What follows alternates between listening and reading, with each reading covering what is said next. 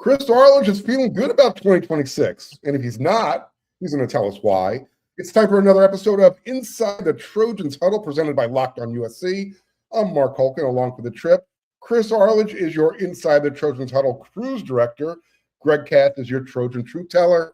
We got a big show for you coming up next on this episode of Inside the Trojans Huddle.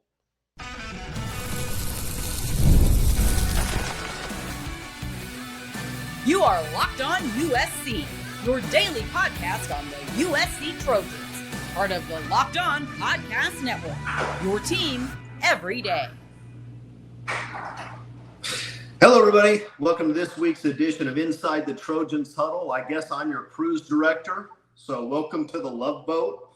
And you know what? It's kind of that way at USC these days. The recruiting momentum continues to roll. We'll talk about that.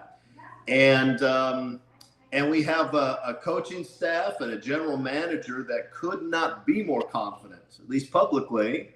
We're going to talk about that. And who knows? We may find some other stuff to talk about, fellas. Let's start with Chad Bowden. Okay. Chad Bowden has been consistent this offseason talking about how excited he is about this USC roster.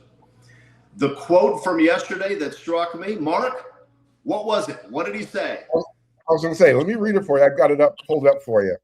He said, the schedule is perfect. It's exactly what the program needs it to be. I think the Big Ten did a great job. I've had a lot of different people come up to me, whether it's donors, fans, a lot of different people have talked to me about the schedule. We don't need excuses. That's not what we're looking for. We are ready. This is a great football team. They love each other. It's a great staff. This is the most perfect schedule for this program. We cannot wait to play those games. Chris. Hey, great football team, great coaching staff. The schedule's just what we need. Greg, doesn't every team need 3 top 5 preseason teams on their schedule? I mean, isn't that what everybody wants? It's what the SEC is always clamoring for. Okay, Greg. Yes, sir. You're an experienced guy. You've been a coach. You've been watching USC football for a long time. You have some life experience. What is Chad Bowden smoking? I mean, look, don't tell me the schedule's perfect. The schedule's brutal. I like it that he's confident. But is this really a perfect schedule for USC or really anybody for that matter? Well, let's put it this way. I perhaps would have worded it a little bit differently. I saw the interview with him. He said everything 100% positive, that USC has the best fans in America. He said everything that, here's the way I say it. If they prove it, he's absolutely right. But he left out a lot, didn't leave out. He said a lot of things that can be put in harm's way for those quotes. I don't know. It wouldn't be the schedule I would like to see to begin with, because I think, as you pointed out, Chris, there's 3 really tough games. The good news, there's 2 in the Coliseum and 1 in Indiana, but they're still tough games. And because the playoffs are only 12 teams, you don't really have the benefit of, losing more than 1 game, in my opinion. So I give him credit. He did a good job last year. A lot of what he said was happening in recruiting and that sort of stuff. But, I was just listening to former USC quarterback Sean Salisbury, and he was saying that how excited everyone was with Lincoln Riley when he was hired. But it still gets down to production and what have you produced. And he says if you don't produce, basically, words mean very little. But I admired Bowden for saying what he said. I mean, if he's right, he's worth all the money he says. I think I'll come to him for some questions about my future because he seems to have a handle on anything. But I think it's a tough schedule. I think that SC's got the team can compete on a game-to-game basis, no doubt about that, in my opinion. But that overly optimistic? We haven't played any games yet. No, and everybody's undefeated in April. But here's the interesting thing, Mark. When Chad Bowden says, no excuses, perfect schedule, we have everything we need, I don't think he's putting that pressure on his own shoulders. Nobody is looking at the last year and a half of USC football and saying, man, that Chad Bowden, I'm really sorry we hired that guy. No. Everybody's saying Chad Bowden's he's knocking it out of the park on a daily basis. Chad Bowden is the Babe Ruth of 2026 college football general managers. Every time he goes to the plate, he calls his shot. But those words are putting a whole heap of pressure on somebody else. Gee, who could it be? No, I agree. I actually wrote that thought down that, did Chad Bowden, put Lincoln Riley and the team in the crosshairs? Is the target now on their backs? They're helping themselves a little bit during the offseason with recruiting, trolling, the Oregon Ducks as far as, winning recruiting commitments against that program. But yeah, did he get a little bit too far out over his skis? I don't know. He was definitely he's feeling really good about this program this year. Now, if we're talking about the schedule, how it's perfect, I think it's perfect in this regard. Yes, you have, 3 preseason top 5 teams on your schedule. Absolutely. But the way the schedule is set up, I think it is as perfect as it can be. You got the easy non-conference schedule to kind of ease all the newcomers into the system. You then go on the road to open up conference play against Rutgers. Yep, it's a 3,500-mile trip, whatever. But Rutgers shouldn't challenge you on the field. You get back on the plane, you come home, and now you've got that team that's just you got to beat. It's that circle the calendar game. So in that regard, it's set up well for USC to come in 4-0. For Chad Bowden to talk about the Coliseum having the same vibe that it had when Michigan came into town last year. I don't think people really understand. A home field advantage can really help a team, especially a team like USC, who just needs that little extra push across the finish line. So they're not always close. They're actually winning the race. So yeah, in that regard, I agree with Chad. It is a perfect schedule. Greg, you mentioned, you can only lose 1 game. You're allowed to lose 2 games in the Big Ten Conference. Mm-hmm. You are. If you go 10-2, you're going to the playoffs. So for me, I've talked about it before, I'll say it again, there's a 5-game set that USC has to navigate. You've got Oregon, Ohio State at home. You have to, look, obviously you want to win both. You're okay if you split those. And then you've got, that category, the tough venue games, Wisconsin, Penn State. Should USC beat those teams? Yes. But again, you're going on the road. Those are tough venues. And then obviously the game at Indiana. So you have to go 3-2 in those 5 games. You go 3-2 in those games, you win the rest. That equals 10-2. Yeah, no, you're right. USC should start off 4-0. They should feel pretty good about themselves. They should get their young players, and they're going to rely on a lot of young players to play real snaps this year. They should get those guys some reps. And then you're going to walk into a Coliseum against Oregon that is going to be lively, right? I mean, there are plenty of games where USC fans will skip, or they'll show up in the middle of the first quarter and sit on their hands and not yet. There are plenty of games like that. Oregon at the end of September this coming year, that ain't one of those games. That place is going to be packed. It's going to be loud, and it's going to be an atmosphere. You win that one. You're 5-0. You're probably sitting about number 5 in the country at that point, because they'll jump if they win that game. Now you play well, you hold serve, and you're going to be all right. You're going to be in the playoff. So I'm with you on that.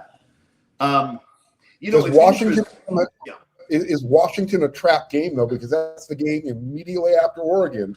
But again, at the Coliseum. Washington is well coached, and that's not going to be a gimme. Especially you beat Oregon, you could see a letdown game happening. So I don't know. Look, the truth is, from what we've seen from USC the last 15 years, we could lose 3 games we're not even expecting, right? That's just the truth. I'm not predicting it. I'm certainly not hoping for it, but it could happen. So Greg, one of the things that let's deal with this comment of Chad Bowden's about USC having the best fan base in the country. USC's fan base isn't in the top 10 in the Big Ten. I mean, maybe, we beat out the Bruin fan base because they only have like 18 people that root for them. Northwestern, we beat out Northwestern, but there aren't very many programs in the Big Ten that don't have a much larger, more rabid fan base than USC. That was the statement where he lost me. Before that, I'm saying, I don't know. Then he says that, I say, oh, forget it. I can't even listen to this guy anymore. Greg, are you going to, as the fan favorite, are you going to fight for USC's fans as the best fan base in the country? Well, I tell you, when they're into it, let's take the Pete Carroll situation, when they were at the height of Pete's, impressive string of wins and everything, that Coliseum was filled, and that was filled with a lot of people. Okay. And I when I walked into it and in that time period, it was very exciting. It was very motivating. It was like, people would show up not, 20 seconds before kickoff. I mean, they were there. I think of the Cal game. It was there, Notre Dame, obviously, UCLA, obviously. Yep. But USC fans and LA fans in general, they want to see winning. They don't want to see, one game we're really good, next game we stink. USC has done, I will say this, at the age that I'm at and as many games as I've gone to and everything, I know when SC's got together, they're as good as anybody in the country when it comes to the whole show. It's a show. But you know what? When SC isn't doing well or looks to be unorganized or undisciplined, what have you, the fans don't want to put up with it because SC has set the standard of what greatness looks like for SC football, and that's the expectation. You think about what happened between John Robinson's first time around and Pete Carroll finally, taking him back to a national championship. You really saw the ups and downs of everything. But when they got it together under Pete, I mean, it was as good as it gets. And I'll tell you, when you go to one of the things that I'm sure a lot of the viewers would probably agree with me on this, when you go to other stadiums in the Big Ten and you watch teams that, you might sit there and say, well, they're okay, but the fans are packed. The fans are really into it. And you kind of get, wow, their environment in the Big Ten, with all respect, they come to root for the most part for their fan base, and they show up, sellouts or close to it in most of the venues, not all of them maybe, but most of them. You look at Iowa, you look at Minnesota's gotten back on it. Nebraska, absolutely. Best fans in the country, probably. Exactly. Well, Indiana now is back into it, obviously. So when SC goes on the road and you experience what these fans do, especially if you've been to Ohio State, if you've been to Michigan, that's the expectation. But if SC is really good, okay, let's assume like we all think it's going to be or should be 4-0 going against Oregon, they should have a sellout. I mean, we're not talking about the Pete Carroll 92,000 people. We're talking about a stadium in which, Pete Carroll saw the massive amount of people that showed up for games. And I, for one, I hope that in whatever time is left on my human schedule of living, that I can again go to games at the Coliseum on a consistent basis where the fans show up ready to rock and roll. Because when they do, they can put up with anybody. They can out yell as much as anyone else. Yeah, I think that's the problem, though, Greg, or that's the issue, is that USC has to be winning for them to show up, and that's the divide. That's the separation. That's the line in the sand. We bring up all those other programs. They show up win or lose.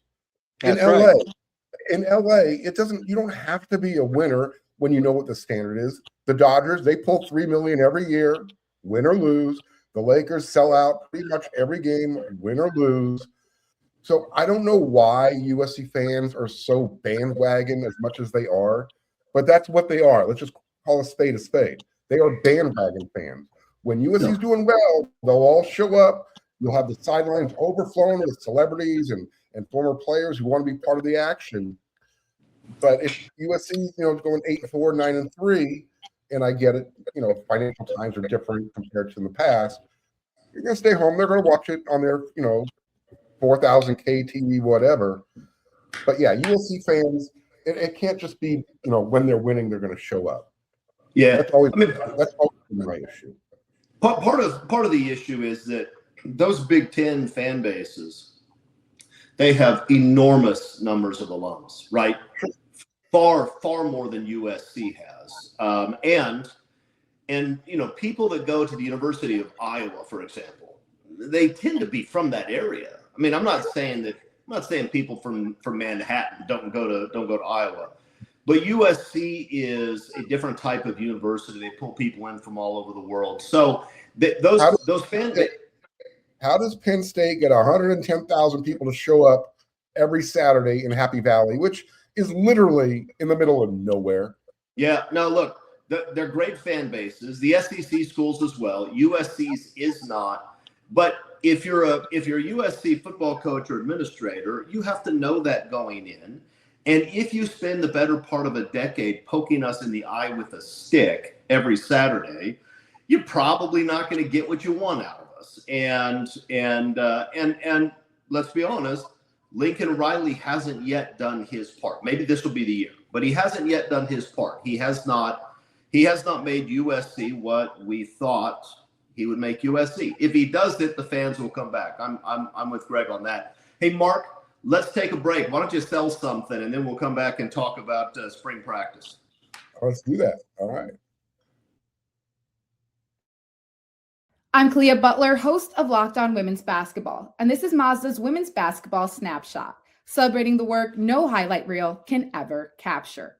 UCLA made history by winning its first NCAA Women's Basketball National Championship, dominating South Carolina 79-51.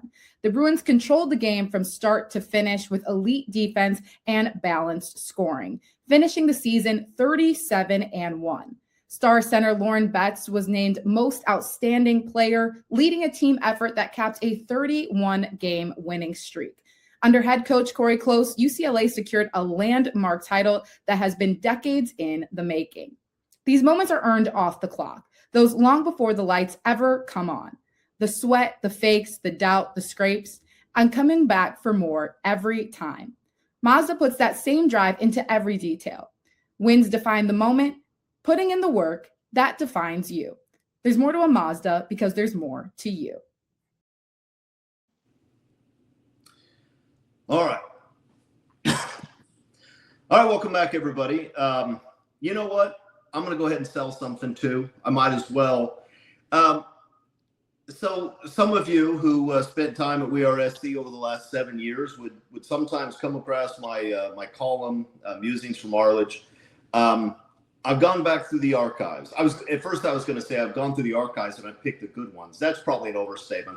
I've gone through the archives and I've gotten rid of the terrible ones. And the others I put into a best of musings from Arledge book. I'm just finishing up the touches on that, doing some of the final editing. I think that'll be up on Amazon in the next couple of weeks. So look, if you have somebody that you don't like and you have to buy them a birthday present, then this is a good choice. Go ahead and it was fun for me to go through and read all those things, despite the fact that there was a fair amount of frustration as I was reading through the Clay Helton Chronicles yet again some years later. But if you like Musings from Arledge, you'll have a chance to buy it on Amazon. Please do. There'll be a link. We'll put a link to that up on the WeAreSC message board as well. So yeah, that'd be nice. Yeah. Okay, fellas, let's talk about spring practice is now over. And one of the things that we had talked about is how Chad Bowden seems immensely confident. It's not just Chad Bowden. These coaches are also extraordinarily confident, even in position groups that scare me to death. They seem confident. So let's walk through maybe the lessons learned and maybe the questions unanswered in spring ball. We'll just have something of a free-for-all here. Marc, let's start with you. What's your biggest takeaway now that spring practice is over? That they got a lot of options on offense, and if I want to narrow it down, I'm going straight to the offensive line.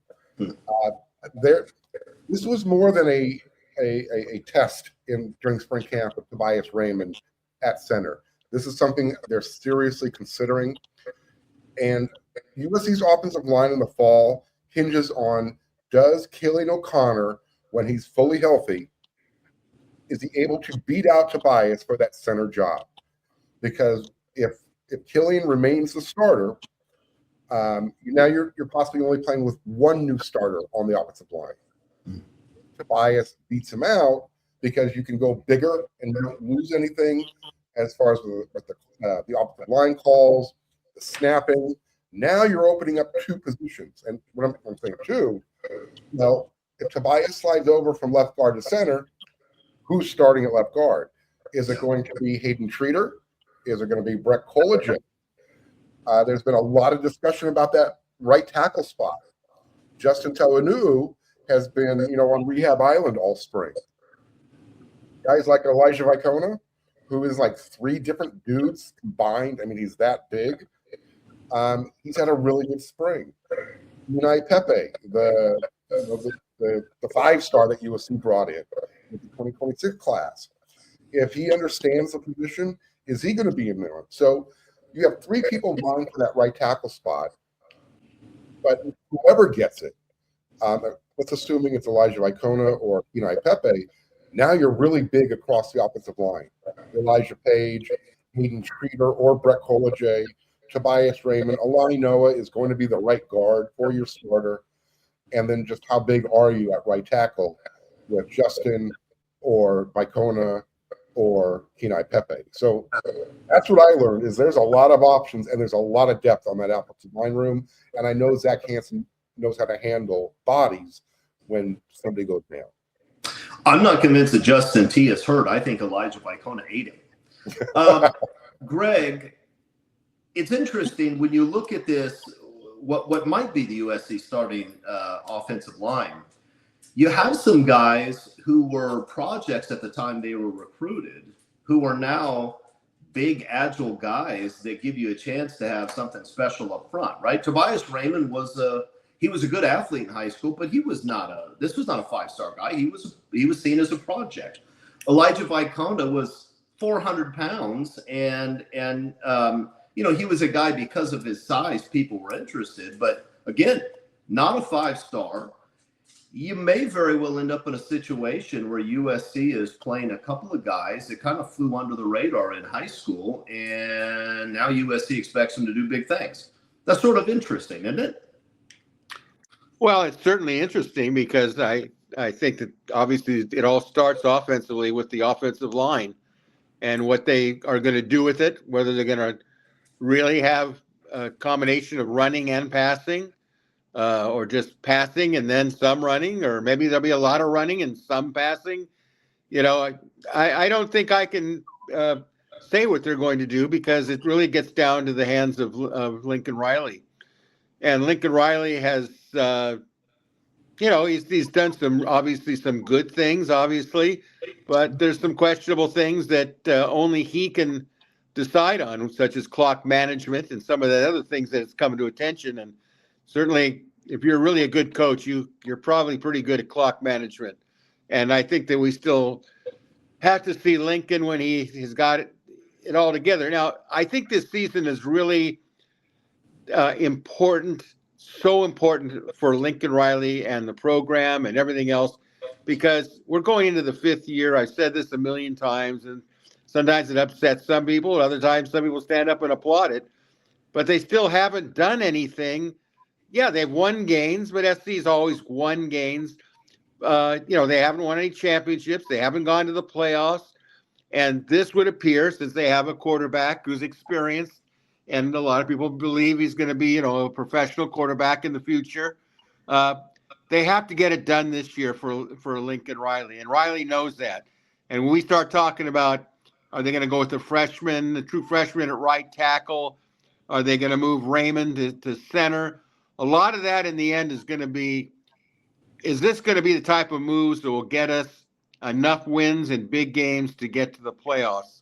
And it's really about the playoffs. I'm not personally so concerned about winning the conference. That would be nice, but I'm very concerned and wouldn't have been as concerned maybe with the playoff picture if they'd gone to 16 teams, but they didn't.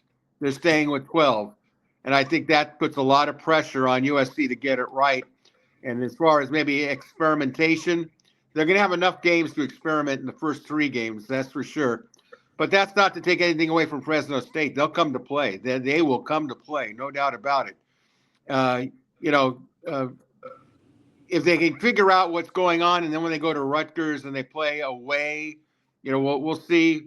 But then the season, as far as I'm concerned, starts off. So everything they're doing is to get ready for a conference. But I would say that I'm interested in that Fresno State game. I think Fresno State could be an interesting game, to say the least, and they will bring fans. That game could be a sellout. Yeah, it will be. And Fresno State, look, they have a hard time walking through the tunnel because of the chip they carry on their shoulders, right? This is a program that the guys that go to Fresno State are guys that badly want to beat USC, right? This is the program that didn't want them. Fresno State almost took down Reggie and Matt. So, I mean, you can't dismiss them. USC should beat them. USC almost certainly will beat them. But look, the offensive line is interesting. There are enough big, talented guys, and you have a good enough position coach that I really think you should be solid up front. But you have to be, because you're not going to beat Oregon, Indiana, or Ohio State if you can't run the football. You have to be balanced against teams like that. Otherwise, they will eat you alive. And I think they'll be able to do that. Look, apparently the word is that Jayden Maiava had a fantastic spring. That does not surprise me.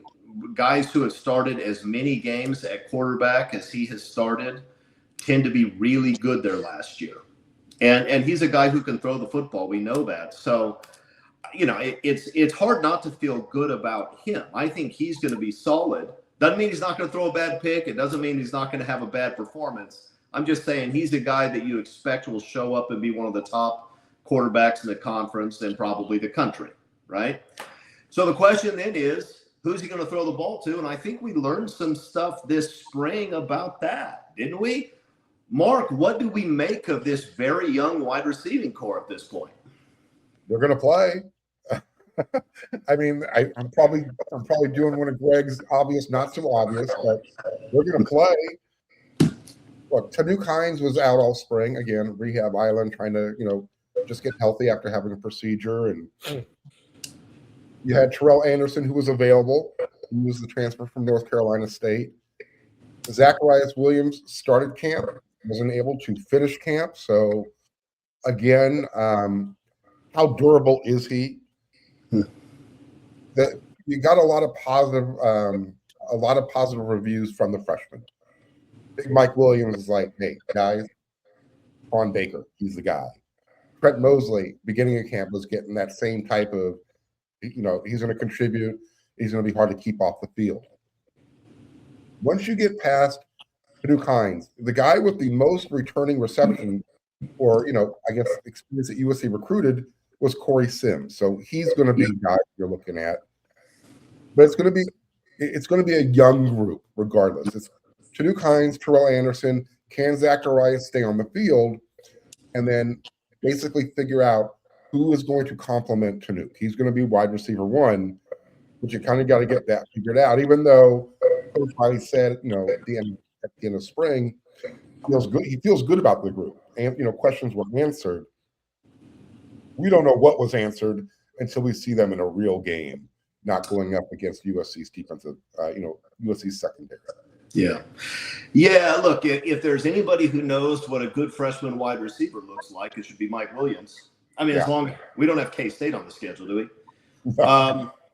So, Greg, there are about 4 or 5 really young wide receivers, all of whom in past years probably would have been the star recruit in that wide receiver room. It's going to be really interesting to see which of those guys makes their mark. Freshman wide receivers can play. You see it every year. That's a position you can step in on day one and make something happen. Who do you think it's going to be? Who is the freshman wide receiver that's really going to jump to the front of the pack and catch a lot of balls this year? And don't forget, Booby Feaster hasn't even arrived yet. And maybe he's the most talented of the group. Maybe. Go ahead, Greg. I just wanted to make sure I got that in. No, that's no problem. No, I think even when Booby Feaster gets here, I still think what Trent Mosley proved, and you heard this from a variety of people, some of which I know that I trust, that he's really in line to be a starter. And, if he stays healthy, the biggest thing is the one thing that you can't accomplish in spring ball is 80,000 people in the stands yelling with TV and all that sort of stuff. That's going to have to happen in those first 3 games and get some experience. The question is can you catch the ball when it's thrown to you? Are you going to catch it? Can you take a hit from a Division I secondary player and get back up? And you know what? We know in practice they're getting that experience and getting hit by Division I veterans that are with SC. But in the end, I think Mosley comes with the most complete package. It's not to say that there aren't others that are going to challenge him. But if you're going to start a game against San Jose State tomorrow, I would think that Mosley would be in line to probably start. Yeah, I think that's right. And probably Mark Bowman, too, if we want to call him a receiver, because he's going to be a receiving threat. It seems to me those 2 guys are the 2 that are most likely to jump out front. But the interesting thing is how many of these other guys have been talked about in glowing terms. Everybody knows Booby Feaster is immensely talented, right? I mean, he hasn't shown up yet in practice, but he is an incredibly talented guy. But, the Tron Baker is a guy who I don't think many people were talking about, but a lot of people were talking about him this spring, Mark.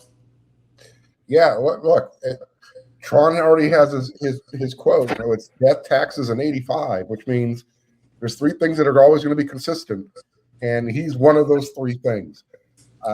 Coach Riley pointed out he did not miss one single practice rep the entire spring. So if he got, a little bump or a bruise, rub some dirt on it, bandage it up, and let me get back out there. He's that type of mindset.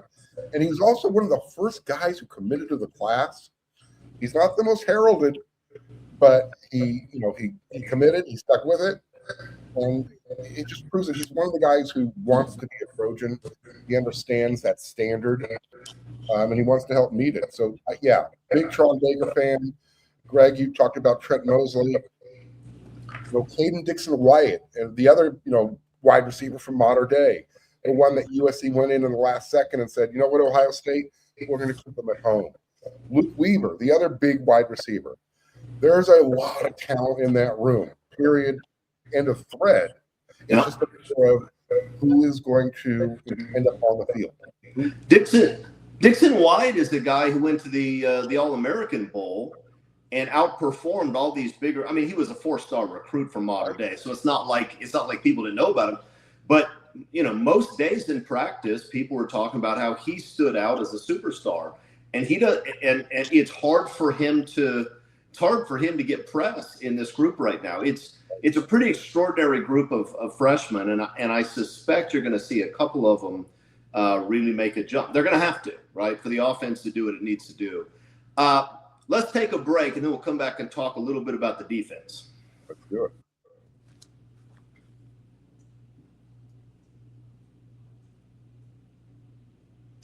Workplace chaos, deadlines stacking up, email inbox overflowing. And there's that position in the corner office. You got to get it filled because it's just wasting space. When the pressure's on and you need the right hire, this is a job for sponsored jobs. Indeed, sponsored jobs helps you reach the people who actually fit what you're looking for, the skills, the experience, the location. So you're not just hoping the right candidate stumbles across your post. And here's a stat that says it all. In this minute that I'm going to be talking to you, 27 companies just like your own have made hires using Indeed, and that's according to the Indeed data worldwide. So if you are hiring, spend less time searching, more time interviewing candidates who check all of your boxes with Indeed sponsored jobs. When you need the right person to cut through the chaos, this is a job for Indeed sponsored jobs. Listeners of this show, yep, you're going to get a $75 sponsored job credit to help your job get the premium status it deserves at Indeed.com/podcast. Just go to Indeed.com/podcast. Do it right now. Report our show. Say you heard about it at Locked On USC. That's Indeed.com/podcast. Terms and conditions apply. Need to hire? This is a job for Indeed sponsored jobs. And you know what? Let's talk about the markets a little bit. What if sports were traded like the markets? Now you can put your sports IQ to work in real time with Robinhood prediction markets. It's not you against the house. It's you participating in a live market. You can buy or sell your positions live all game long. Keep your sports knowledge in the moments that matter. Robinhood prediction markets changes the game. It's people moving the action. So when momentum shifts, you can move with it. I always knew the game, but I never really had that dynamic way to apply the knowledge. Now I can actually take part live in a market powered by the people. You're no longer just a spectator. Play by play, you decide. Trade every play with Robinhood. Now available across the U.S. Just download the Robinhood app. Futures and cleared swaps trading involves significant risk and is not appropriate for everyone. Event contracts are offered by Robinhood Derivatives, LLC, a registered commission promotion and swap firm. And just imagine if Pat Hayden would have had that hiring firm back in the day. We wouldn't have had to put up with Clay. We would have landed somebody great. Okay, let's talk about the defensive side of the ball, fellas. Because when Lincoln Riley talks about how his quarterback has made huge strides and looks great, when he talks about wide receivers looking good, when he talks about running backs looking good, I hear that and I say, okay, Lincoln Riley knows what he's talking about when it comes to that. But I feel a little snake bit. And when I hear USC coaches talking about how great this defense looks, considering the two likely starters at corner are out, considering the linebacking core scares me greatly. And the defensive line, which has, yes, there's a lot of talent in that room. But after last year, it sounded like it was going to be the next Purple People Eaters. And instead, it was guys getting driven back 8 yards into the free safety. So I don't know what to make of any of this, fellas. I don't trust it. I'll be honest. I don't trust it. Okay? I know it. I know there are different defensive coaches. I know those defensive coaches are pretty good. So maybe I should trust them. Maybe I'm just being cynical. Maybe I'm just tired of getting my hopes up and having them dashed. But I don't trust it. Greg, do you trust it? Yeah, I do. And I'll tell you why I do. Because you have a Hall of Famer who's a defensive coordinator. You don't forget what you're doing when you're that. He's hands-on. He was everywhere in spring with the linebackers, the secondary. I mean, he was every place that he could be. So to me, the biggest thing for spring ball was the defense under Gary Patterson. That to me was the biggest accomplishment, to do the things that they're doing. Some of them are big changes. Some of them maybe not quite so big changes. We'll just have to kind of wait and see how it all plays out. But, like you, Chris, and I'm sure Mark feels the same way, you can only listen to the same people tell you things. And then when it doesn't happen, you start to say, well, maybe you're speaking from the heart and maybe not the head. I mean, my experience with coaches, Division I coaches especially, is, they're all good salesmen for the most part, especially the head guys. And you want to believe everything they say. But then when the games are played, what they said is happening on the field. And I think, to be honest, in my opinion, the defense has been, I hate to say it, a failure, only because of what was said. I mean, if you're going to say it, you better back it up. To me, it's not bragging if you can make it happen. I think that with the coaches, I like Eckler. I think he's really a good coach. With linebackers, and there's been some positive things said about Desmond Stevens. A long time ago, I said this guy's really going to be good. I had a chance to talk with him. Obviously we're not allowed to watch in practice. I don't care whether you watch them do jumping jacks and do some drills around the field at the start. For me, I need to see them when they really get into it on 11 on 11 and some of the other stuff where the hitting starts. But they've had some additions to the team. I think the defensive line is going to be much better. I think a healthy Jakeem Stewart is going to make a difference. But I really like Alex Van Sumeren. I think this guy is a real stud. I think he could end up starting at some point in time. I'm not saying he's going to in the first game, but he could, because he's a seasoned player who's physical. He gets it. He understands it. I've heard him speak. He's impressive. The guy that probably has the most to be concerned about, well, let me put it in a nicer way. I really like Luke Wafel. I think this guy is really, really going to be potentially an All-American. And I can see it, and he just has to put on a little bit more weight to find a few things, but he plays at 110 miles an hour.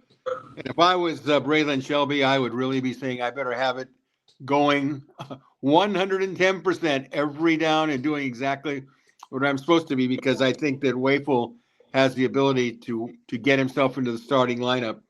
I like the secondary.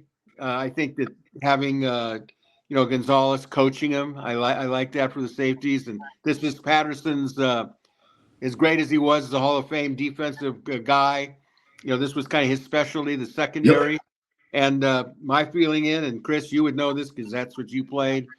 When you get a guy like that and the way that they are going to do their defense and the philosophy of it, until they prove that whatever they say doesn't work, I'm going to give them the benefit of that. Whatever they say is happening, and if they think it's good. Eckler, I can see. I've seen Eckler coach. I know when Eckler speaks, he's excitable, but he's also realistic. And I like that. And I think that there's going to be a difference there. So I think when it all gets down to it, I think the defense is going to be much better. And if it is, then SC's chances of getting to the playoffs is much better. I like this optimistic Greg. Mark, do you like this optimistic Greg? I know somebody gave him a B12 shot in the butt. He's feeling pretty good. Yeah. Okay. So, Mark, here's my thesis. If Eckler and Gary Patterson can work wonders and turn Desmond Stevens into the player they need him to be, USC is going to be pretty good this year. Stevens has all the talent you might want, right? And look, the coaches have talked about it. They've talked about how talented he is. They've talked about how smart he is. If he's that talented, if he's that smart, then Mike Eckler and Gary Patterson should turn you into a football player. Can they do that by the end of September, Mark? Because if they do, I think we're going to be okay. Yes. Part of the process of developing him into that linebacker that we all want him to be was turning him into looking like a linebacker. In other words, reshaping his body. He didn't come to USC playing a linebacker in high school. He was a safety. He was a big safety. Now he kind of looks the part. You can tell he's put the work in the weight room with Trumaine Carroll and his staff. So that's half the battle. You kind of talked about the defensive line. We don't want to get fooled again. Greg, you mentioned Braylon Shelby has to USC can go too deep. And who said Alex Van Sumer's going to start at some point? He's going to start the first game. USC is going to be bigger up front. You're going to go Cameron Crawford. You're going to go Jakeem Stewart inside. You're going to go Van Sumeren over the ball. You're going to have Jade Abasiri at the other defensive end. Behind them, you've got Jamal Jarrett over the ball inside with Floyd Boucard as a backup to Jakeem Stewart. Braylon Shelby on one side, Luke Wafel on the other. I don't know how much more weight you want to add to Luke. I mean, you don't see I don't remember which player said it after practice, but the guy's already 6'5", 2 something, and he's got a six-pack. You don't see that. He's got no body fat on him. He's ready to play now. Yeah. So if that defensive line performs, because Gary Patterson made the adjustments, Sean Nua and Skylar Jones were able to get it figured out with the guys they have in that room, the linebackers should be better by default. It's funny. You talked about that too deep defense on the defensive line, and there are a lot of talented guys there. We didn't even get to some guys yet. No, who I think Jamian Winfield is a monster. Jamian Winfield is a monster. Tom is a guy who can really play. I mean, there are some guys sitting on the third on the depth chart on this team that are going to play in the NFL. Yeah. The question is, how quickly can that young group of guys become dominant, and can the old guys who have a lot of talent, like Cameron Crawford, immensely talented, are those guys able to make the jump with the new coach and you expect them to make? Because if so, then USC will be very good up front, but you're requiring guys to make a jump and you're requiring young guys to play well beyond their years very early. It was Zariah Fisher who made the comment about Luke Wafel, another defensive end, the transfer from Penn State, who's on record saying, look, I didn't have a good year last year. I only had like 7.5 sacks. He wants to get that number into double digits. So you got a lot of options on the defensive line. I know I'm kind of locking in here a little bit. You asked about the linebackers, Desmond Stevens, Jaden Walker. A name that is getting mentioned, in whispers is Roman Marchetti. He's a guy that, Gary Patterson likes blue-collar type of workers. Roman kind of fits that mold. He checks that box. So whoever's the toughest out there is going to be on the field as far as Gary Patterson's concerned. And Talanoa Ely is a guy who's so talented. You expect him to get in the mix at some point. I was hoping that we would hear more about Elijah Newby, who is a track star in a 235-pound body, but there hasn't been a lot of talk. Maybe he'll do something. Maybe he'll make his mark on special teams. I don't know. Brian from Washington is a guy that gets overlooked. That guy would have been USC's best linebacker last year. Well, that's the reality. He's probably going to start next to Stevens on that first game. He's going to be start inside. So, yeah. So, I know he's not a tremendous athlete, but USC has had some linebackers over the years who weren't great athletes, but they're really good football players. And I think Brian is going to surprise some people. Which gets us back to the secondary. I think we all expect that the two starting corners weren't playing this spring, but there's a lot of talented corner, especially when you look at Rock Hill, who everybody says is not a freshman, Rodney Sermons, who was a 5-star for a reason, and Williams, Marcellus, who played a ton last year. And I don't know that he played particularly well for the most part, but he did get better as the year went on. And those reps tend to make a big difference the following season. So it seems like there are a lot of guys back there that should be able to make plays in a supporting role once the two starters come back. And I think just about everybody's in agreement that Alex Graham in this system of Gary Patterson's is going to be a stud. You would think so. And they've been waiting on him, and his health. And when he's been out there, he's been pretty good. Yeah. So if you figure that he's been pretty good, I think he's going to be really good under this system with the coaching that he's getting. So I feel good about him. I think he's a starter. Yeah, if you're a safety, USC is the right place to be right now, because Gary Patterson, obviously a Hall of Fame coach as a head coach, but as Marc pointed out, this is a guy who knows secondary play. Yeah. Which a lot of the great coaches do. You think about it, Pete Carroll, secondary guy. Nick Saban, secondary guy. I mean, there are a lot of guys. It's because they have to use their eyes. They're the quarterbacks out there. Bill Snyder at K-State, one of my all-time favorite coaches, secondary guy. I mean, look, I don't know what's going to happen with the defense, and I do trust Gary Patterson. I do think he has a good staff. I think there's a lot of talent on that roster.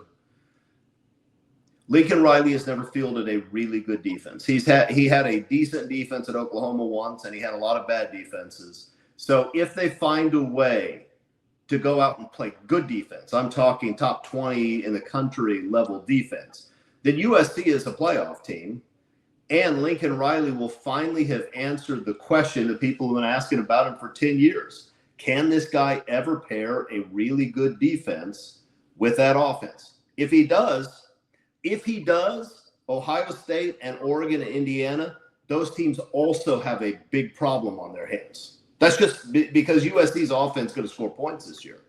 So we'll see. Look, this goes back to the opening segment with Chad Bowden, just tooting that horn, being everything's perfect. Even the roster, USC returned 17 starters from last year. That's the most in the Big Ten Conference. 9 on offense, 8 on defense.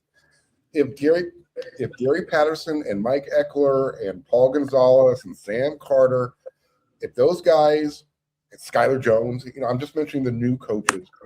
If those guys can mesh and just make those little tweaks, USC has the roster to compete and beat Oregon at home, beat Ohio State at home on Halloween, and then go out on the road and say, you know what?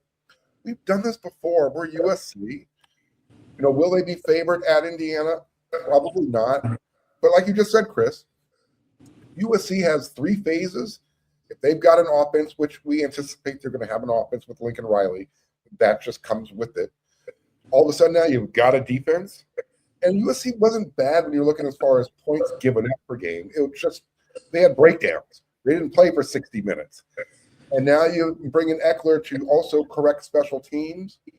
Yeah, you're right. Life gets a little bit more difficult for USC's opponents. Greg, Marc talked about the returning starters and how many returning guys USC has, and that's always a big deal in college football. And if you ask me, where are the 2 places you most need experience? I'd say quarterback and O-line. You give me experience there, I can figure out other stuff with talented guys. USC has a brutal schedule, but they're set up with a lot of talented kids and a good coaching staff and a whole lot of experience, Greg Katz. Maybe, just maybe, this is the year. What do you think? Go ahead, Greg. Commit. Is this the year? Uh-oh. All right. You don't know what kind of team you have unless you overcome a little adversity. So we're overcoming some technical adversity here, but let's finish up with this, guys. USC has been on a recruiting heater for about a year and a half now, and that continued over the last couple of weeks where they got four more commitments, and right now USC they're getting close to filling up their class and with guys they want. Let's just talk real quickly about those guys. Let's start with Danny Lang from Mater Dei, the corner. USC got the 2 corners it really wanted with Lang and Washington.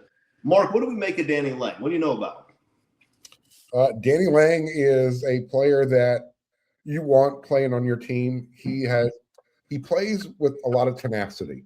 He does not like to get beat. He is uber competitive. It was one of those recruiting battles that came down, between USC and Oregon. And it was another one of those recruiting battles that USC won again. as you said, they've been on kind of a heater lately. And, you know, when you got guys who grew up playing together and have that competitive nature to them, and that they always wanted to go to USC, that's where we go back to what Chad and Bowden said about these guys love each other. You want to protect your neighborhood. It becomes personal. So you're getting a guy who has NFL talent. He's got the length. He's got the speed. He's got those fluid hips. He knows how to play the game. He's what you call sticky. He's always right there next to the wide receiver. So you're getting a really good cornerback, and you're keeping him away from your competition. Yeah, Lincoln Riley and Chad Bowden have been stealing Oregon's lunch money on the recruiting trail for some time now, and it happened again with Drew Fielder from Servite, Greg. Fielder, offensive tackle, wrestler. This is a kid who's an athlete. What do you think about Drew Fielder? I love this kid. What do you think about Drew Fielder? He's a stud. He's a pure football player. His family history, I've spoken with his grandfather, I guess, Brad Fielder. Reggie Fielder was another one that was a brother of, I think, Brad. I might be wrong in that. I think he was. But bottom line is, they come from a USC family. They are so USC. I don't think you can get any more USC than them. And the fact that it was, to me, was like a no-brainer that he was going to decommit and come to SC. He was always an SC fan. And he's a big-time player. And, you know, his line coach is Frank Khalil, who's was the father of Ryan Khalil and Matt Khalil. And Frank's a great guy, and you know, Frank knows his stuff. And I tell you, when I found that Drew was being mentored by Frank Khalil, I said, okay, he's going to come in ready to compete at the highest level because he's going to know all the stuff. And I'm sure that Drew knows Matt well now and Ryan well, I would think. And so, to me, this is as good an offensive lineman as they could get based on what's out there. I think in the end, he might be the best offensive lineman in California by the time the season's over. Certainly one of the best in the country. And he has a wrestling background, which is always going to bode well when you're playing offensive line or defensive line. So, yeah, this is a huge pickup. I mean, he's one of the reasons why USC has, depending on which recruiting service you're looking at, the number 4, the number 5 class in the 2027 cycle. Right now, I see it as number 5, but the only thing that's going to hold them back from going up higher won't be who they recruited; it's how many they can recruit. And the bottom line is for where you ask to piggyback what they had last year in the number 1 recruiting class. If they're in the top 5, which they probably will be, and if they actually have a really outstanding season, who knows? They might bring in some 1 or 2 players that they didn't expect that they would have a shot at, or all of a sudden said, I want to go to SC. Yep. It all points up with thumbs up, in my opinion. Yeah, and that's the right way to look at recruiting is the stacking the classes, because USC's about to land another really legitimate wide receiver class. You combine it with last year's, and the future looks just exceptionally bright there. And yes, I know you're going to put it in the comments, some of those guys are going to leave. Yeah, and the guys that leave might be good football players. They might go play well somewhere else, but the guys that leave are the guys who, generally speaking, weren't as good as the guys who stay. So it's all right. Bring in 7 or 8 great wide receivers over 2 years. Keep the 5 you like the most. That's not bad. USC really suffered when Zachariah Branch and Deuce Robinson went their own directions. I mean, USC had to suffer with a Biletnikoff Award winner and Mekhi Lemon and Jacoby Velcro Hand Lane. I mean, life is really, really hard when you're a wide receiver at USC. Now, the one spot that USC hasn't recruited a ton of great players at the last few years is linebacker. They've gotten some good ones. We just mentioned Talanoa Ely, and USC got a kid from the Inland Empire that I think is going to be pretty good too. But they just so Josiah Poyer, St. John Bosco, He's a 3-star, and every time USC lands a 3-star, you have a certain percentage of the fan base that screams and yells, "Why didn't they go out and get a 5-star somewhere else?" I don't know, Mark. I've seen his tape. He looks like a football player to me. And the rumor is that when USC's coaches looked around at the guys who were out there, they focused on Poyer and said, "That's the guy we want." So what do we know about Poyer?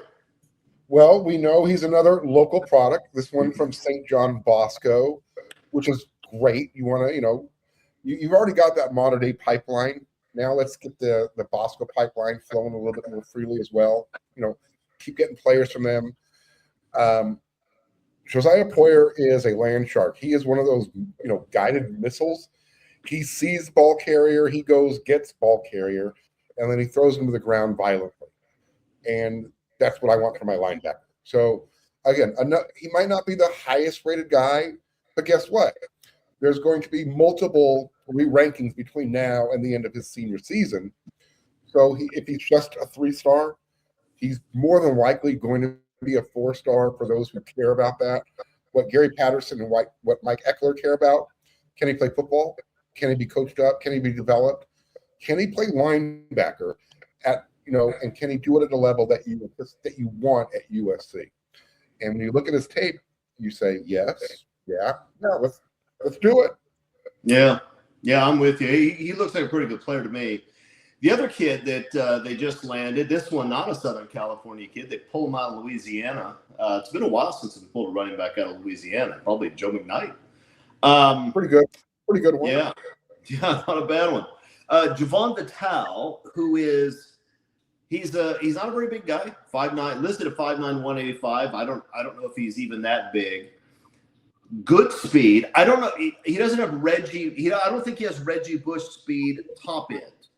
But I'll tell you what Vital does.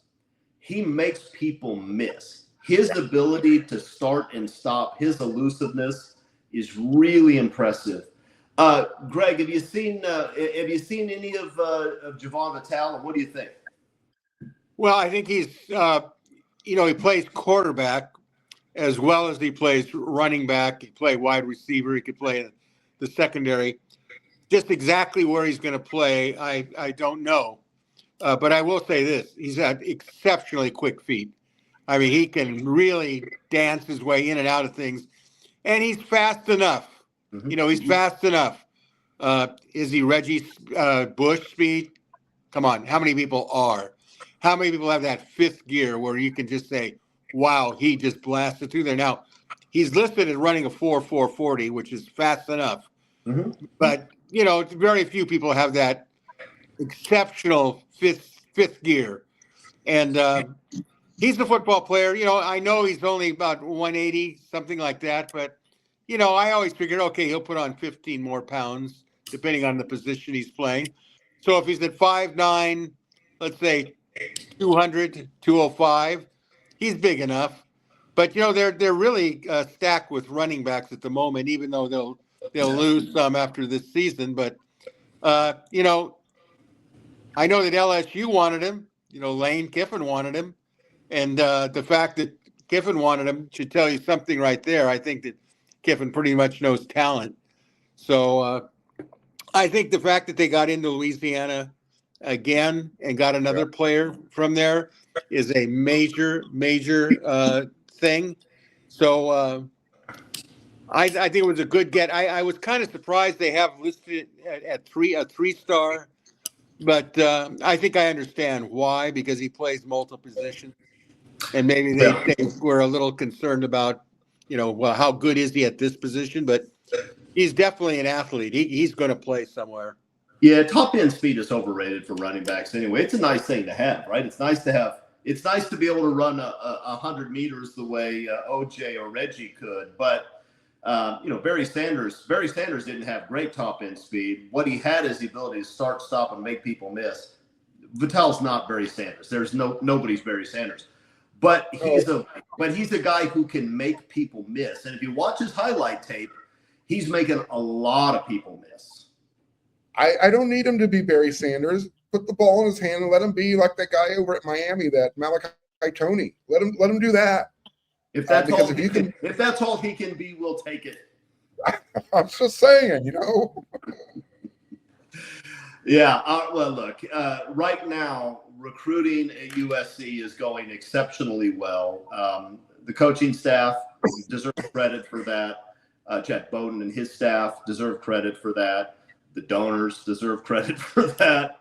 And it's probably fair to say that Pete Carroll and John McKay and Marcus Allen and Ronnie Lott and all those people deserve credit for it too, because when USC starts to look like USC again, people remember that this is one of the top 5 programs of all time, and you can do special things here. So they're starting to put together a roster that looks like what a USC roster should look like.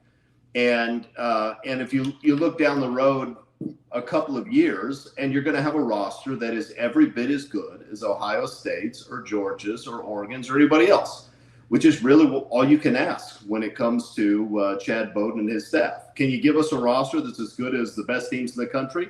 The answer is going to be yes. Maybe not this coming year, although I think it's a pretty good roster. But 2 years from now, the answer is going to be yes.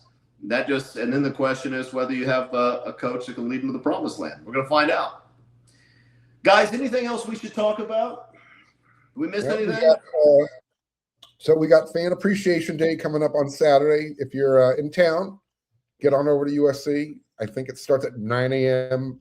up there at Brittingham Field, which is that practice field outside the McKay Center and just ahead of Heritage Hall. The Bloom Football Performance Center is going to be opening up late June, July. Coach probably talked about it. That was the last time the team's going to have to cross McClintock to go to practice. Next time they go, they come out the doors right onto the practice field. No more pedestrian car accidents. No more pedestrian car accidents. No more player parade where the media gets to take pictures of these guys coming out ready to go, which is going to be a little interesting because, Greg, you snicker, and I hear you. I understand where you're going with that. But that's something the fans look forward to is how big is, how does the guys look compared to the last time we saw them? Oh, no, I agree with that. No, I know you weren't laughing I enjoyed it. Trust me, I know you weren't laughing at the point itself, but those are just some of the little changes that are coming about.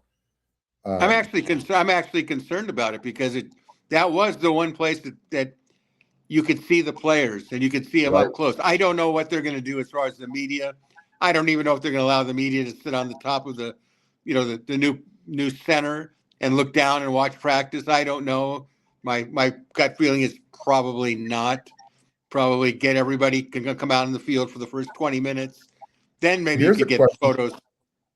Here's a question, Greg. The Trojan sword that stands there at the top of the ramp coming out of the McKay Center? Right. Do they leave that there, or do they move that over to the Bloom Center, the Football Performance Center? So it's like good USC, question. Their own version of their Howard's Rock at Clemson type of thing. Well, they could leave it there for the other athletes that would go on and be athletically symbolize them for the other sports, but they could take a copy of it and where the players come out, they could do it. I think that would be a good idea, or something reasonable. Hey, if you want to watch practice, all you have to do is donate $1 million, and you'll be able to watch practice anytime you want. When are you writing your check, Chris? That check, never, never. There's zero chance that I'll write a check. Well, you know what? It's an interesting question that we could probably table for next week's show. If USC makes the playoffs, how big of an advantage do they have? How much bigger of an advantage do they have going forward? Because now all of a sudden, those bandwagon fans will find their checkbook. Ooh, we can do this. Yeah. Well, I mean, if you saw Jen Cohen's email today, and you probably did, the first 8 paragraphs of it, I think, we're talking about how much money they're raising. So apparently that side of the equation is going quite well, which also explains why the roster is filling up the way it is.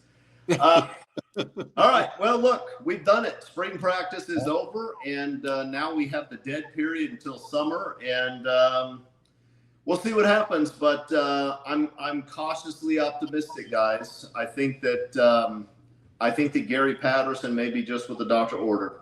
We'll find out. Yes, we will. Yep. All right, guys. All right. This was awesome. Until Next week. next week we'll see if we can get that fourth seat filled. Yeah. Chris, once again, where can people find your book?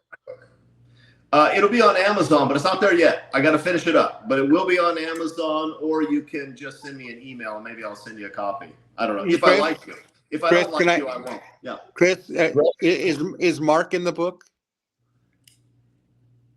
I'll have to do a name search. It's possible. It's possible. Look, I would sometimes bring you guys up in my columns. I just don't know how many of those particular articles survived. I'm going to have to check. But if that's what people want, if people want Marc in the book, I can insert him. It hasn't gone to the printers yet. Oh, I put him in there anyway. You'll probably get better sales if you leave me out of the book. Look, Marc, I'm not getting sales on this thing anyway. All right, fellas. Good week. Thanks for joining us. Until next week, fight on, everybody. Fight on. There you go. Another version of Inside the Trojan Huddle presented by Locked On USC. See you next week.